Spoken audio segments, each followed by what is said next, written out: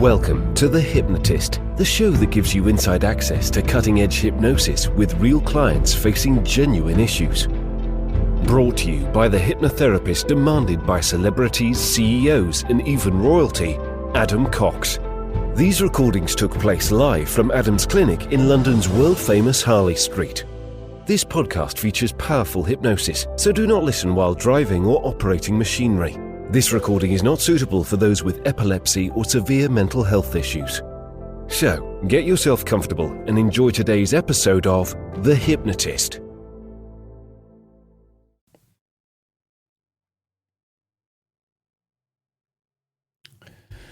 Hi, Adam here, and in this hypnosis recording, you're going to be listening to an entrepreneurial hypnosis session. And I was working with a client that had a long-term job. They'd worked in a particular company for more than 8 years, and they didn't really want to stay in this job anymore. And they were torn between the idea of just getting another job that they probably wouldn't like or becoming self-employed. Now, part of them really wanted to be self-employed, but they were sabotaging themselves. They were doing research, they were thinking about it, but they weren't actually doing the things that would make progress in this area of self-employment. And for them, they had this incredible idea of AI automation and technology, and they had a background in tech, so they understood how to do this kind of stuff, but they weren't actually making progress. And they had a period of around about 2 months in which to make a decision as to what they were going to do with their career. And you can think of this 2 months as almost like a runway, to use an aeroplane analogy.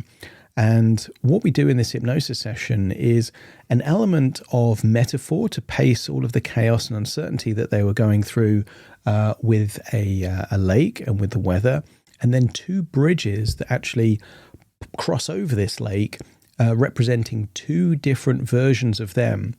The version of them that would continue with the status quo and just do what they were doing, which was think a lot about it, but not really do what was required to make progress. And then the second future, as a glass bridge, actually represents this ability to think of what would it be like if they won a contract to build something for a specific client, and then they just did that thing for the next 2 months. And why that's important is that it shifts them from thinking about being a business owner to actually being a business owner, doing what it would take to be a business owner, knowing that all of that experience and momentum and knowledge they would get, even if there wasn't actually a client to hire them, would still make that a more desirable pathway than just tinkering around and not really making progress. So if you've had a dream of being self-employed, you want to be your own boss, I think you'll get value from this session. If you like the idea of a bespoke session, I'm going to have a link to a free consultation call. You can book that. We can have a chat on Zoom, free for 30 minutes. I'm also going to have a different link to a free trial to something very exciting, which I'm calling the Hypnotist Secret Circle. And I've been planning on launching this for ages. It's now officially launched, and you have a free trial of up to 14 days. And this is a vault, an archive of every single hypnosis recording I've ever done. But it comes without the intros, without the outros, without my explanations. It's just the actual hypnosis recording. So if every now and then you get frustrated with that little branding at the beginning and me doing all this talking before the hypnosis starts, and you're thinking, why doesn't he just get straight to the hypnosis? Well, now you can access just the hypnosis by being a member of the Hypnotist's Secret Circle. So I'm going to put a link there in the description. Check it out. It's a completely free trial. If you like it, then you can continue. And if you don't, you can cancel. But check that out. And that's got lots of information that explains more about it. So check that out there. For now, though, if there is even a tiny bit of an entrepreneur within you, I think you'll get some value out of this session. So find a quiet, comfortable place where you won't be disturbed, relax, and enjoy the session.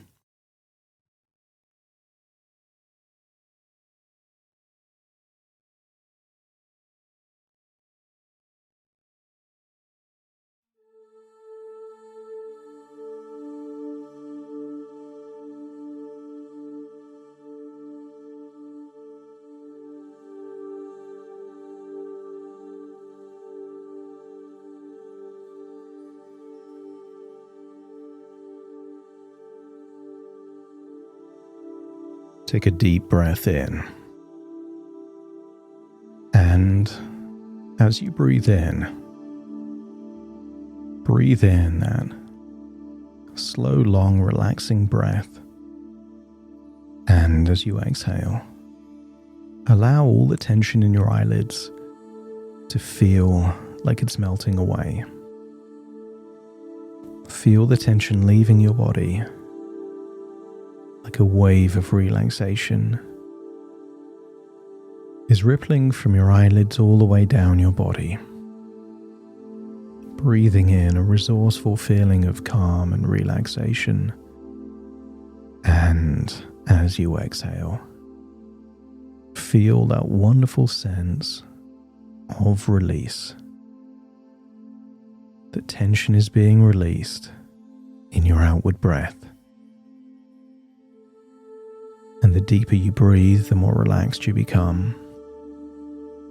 And the more relaxed you become, the deeper you breathe. And I wonder if you can notice that as your body starts to relax, your imagination starts to awaken. And I wonder if you could imagine an incredible lake. We're not talking about a small pond. We're talking about a large, majestic, impressive lake. But I don't want you to imagine being by the side of that lake on a sunny day with calm waters. I want you to imagine being by the side of that lake on a day with grey, moody skies, turbulent waters, a wind, and perhaps the clouds, the wind, and the waves represent uncertainty, change, things that aren't quite right. But as you stand by the side of that lake, I want you to feel that you are breathing in resilience. And as you exhale, feel that you are releasing any feeling of uncertainty. Because it occurs to you, the tallest, strongest trees are not the trees that grew surrounded by blue skies and sunshine. The tallest, strongest trees are the trees that weathered the fiercest storms. And I want you to get a sense that a difficult period that you've been experiencing hasn't broken you, hasn't damaged you, hasn't eroded you. It has simply made you stronger. Adversity creates strength. Because if you go to the gym and lift easy, light weights, it may feel beneficial, but there is no benefit. It's the heavy, difficult weights that lead to progress. I want you to get a sense that somewhere you can come to the conclusion that even if something is undesirable, it can still be beneficial. I want you to start framing a toxic boss, a difficult working environment, lack of clarity and certainty for the future as the kind of adversity that years from now you will welcome, be grateful for two reasons. One, what if it led to you becoming mentally stronger, more resilient? That mindset of nothing will break me. But secondly,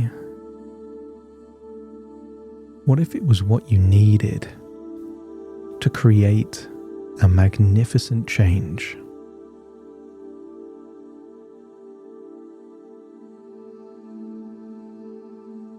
Feel that you're planting a seed of an idea,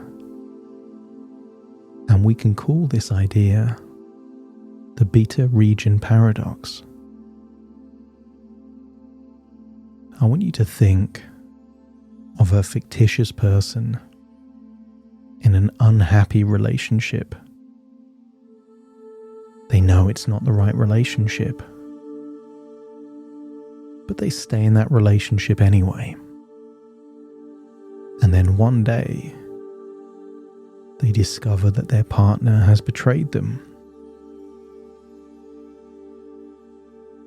And because of that, they finally end the relationship. And then weeks or months later, they find someone new. The kind of relationship that they can be happy in. The essence of the beta region paradox is that sometimes something has to be so undesirable that it becomes the catalyst for change for something incredible. So imagine looking at that volatile lake, the grey skies, the wind, but feel that you're breathing in resourcefulness and exhaling feelings of stress, worry, and anxiety. Consider this a transfusion, breathing in what your body needs and exhaling those unresourceful feelings. And with each breath, the clouds go from dark grey to white and then clear skies. The wind goes from gusts and gales to a light breeze to nothing. And the waves on the surface of the lake go from large waves that would topple a boat to small waves that would just make it bob up and down to completely still water. And if you could imagine now that same lake being a still lake under blue skies and sunshine, let me know by nodding your head. That's it. As you allow the lake to feel like it represents your inner state, calm, resourceful, and still. Continue to breathe in the resources and exhale the unresourceful sensations. As you start to imagine 2 glass bridges that cross the lake, strong enough to stand and walk upon, but taking you in 2 different directions. And I want you to get a sense that these are pathways to your future. That you can start walking over those glass walkways and bridges, seeing the still lake underneath you, knowing that it's a representation of moving forwards in time to your future. And the first walkway, well, that would be holding on to these unresourceful feelings. That would be following the status quo, these patterns of second guessing, flitting from idea to idea to idea. This is being busy but non-productive. Still occupying time but not putting that time to use. And imagine walking across that glass bridge 2 months into the future, and observe that version of you that 2 months from now has been busy, researching lots but achieved very little. That version of you doesn't feel that they have any more choices or options than they did before. Still feeling vulnerable, dependent. And if you get a sense that this is a future you'd like to avoid, let me know by nodding your head. What is unavoidable is the point in time, because that 2 months will surely come. The only question is, which version of you arrives at that point in time? The version of you that is dependent, vulnerable, uncertain, or a version of you that has momentum, clarity, determination. So I want you to imagine that second bridge made of glass. And let's have a thought experiment. Right at the beginning of a bridge, I want you to imagine there is a senior decision maker at a major company, and they are asking if you are able to take on a specific project. The kind of project that would save them time and money. The kind of project that would need technology to do something that humans are currently doing. Or perhaps old technology that is inefficient. I want you to imagine there is an amount they are willing to pay if you can complete this project in the next 2 months. And that number is a big number. The kind of number that you would be easily able to justify giving all of your time, energy, attention, and emotions to pursue this project.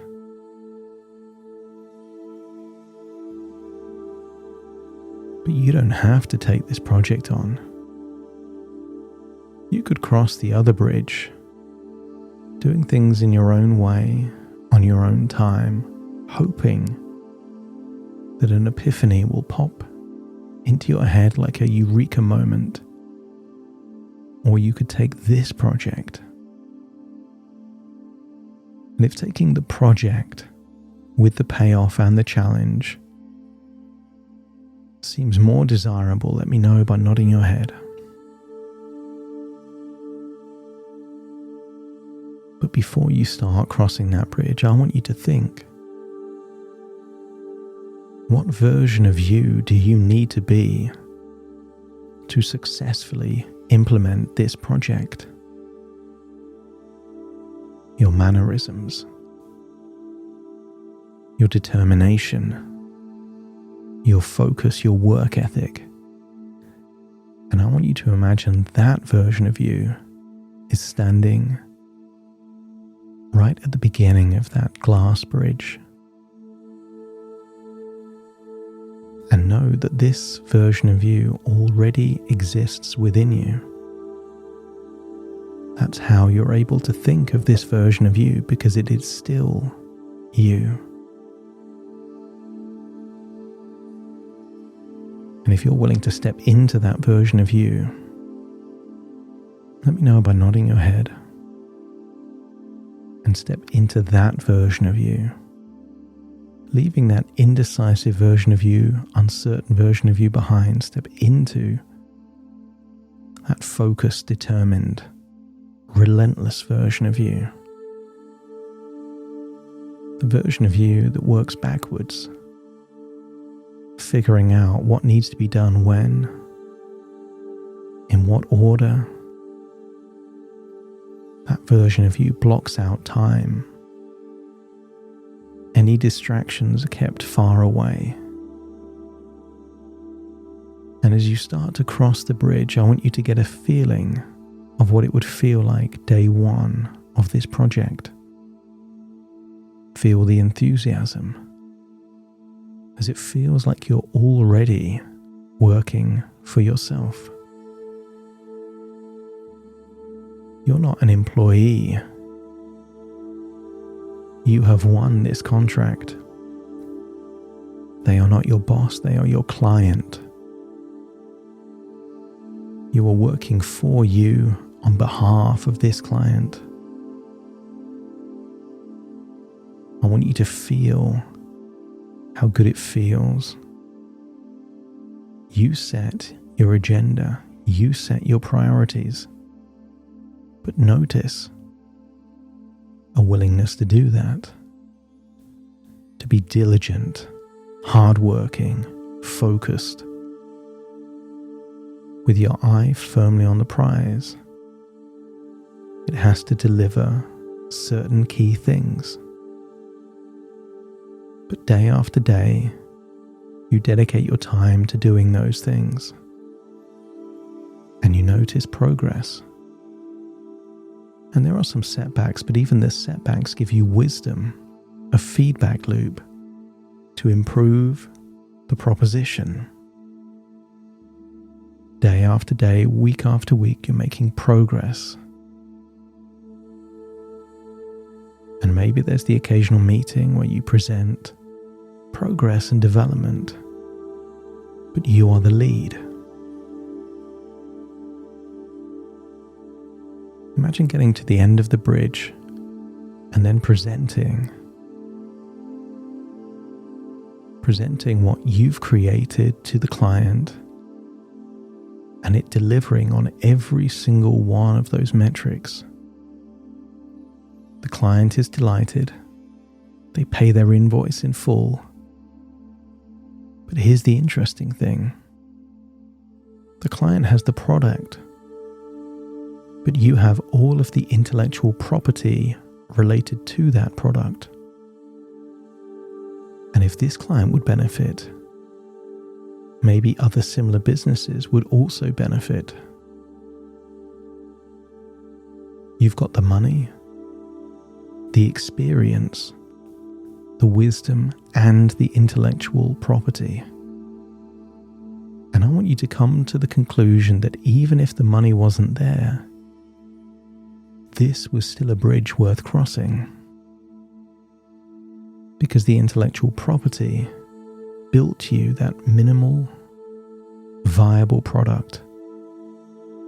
It turned inertia into momentum. It turned an intention into a test drive. You were already living the role of being self-employed, not one day, someday. You were experiencing it. And if this feels like a more desirable way to get to that future point in time, let me know by nodding your head. And all it requires is to turn a thought experiment into a project and to act as if you already have your very first client. Because in doing so, you turn that intention into reality immediately. It's time to leave this place. But you leave this place taking a new way of thinking about things. What once was daunting now feels exciting. You feel that you are unleashing all of the enthusiasm necessary to take the very first step. So take a deep breath in through your nose and out through your nose. Just wiggle your fingers, wiggle your toes, that's it. Connect and calibrate into the here and the now. As I now count from 1 to 10 to awaken you. Starting to count. 1, 2, 3, waking up. 4, 5, 6, more alert. 7, 8, open your eyes, open your eyes. 9, 10, wide awake, wide awake, wide awake.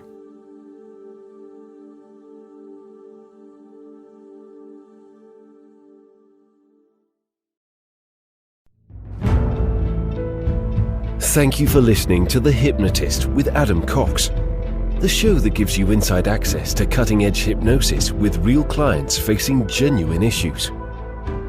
To automatically receive the latest episodes, please subscribe. If you'd like to support the show, please share this episode with just one friend you think it could help. And if this episode helped you, please leave us a 5-star review.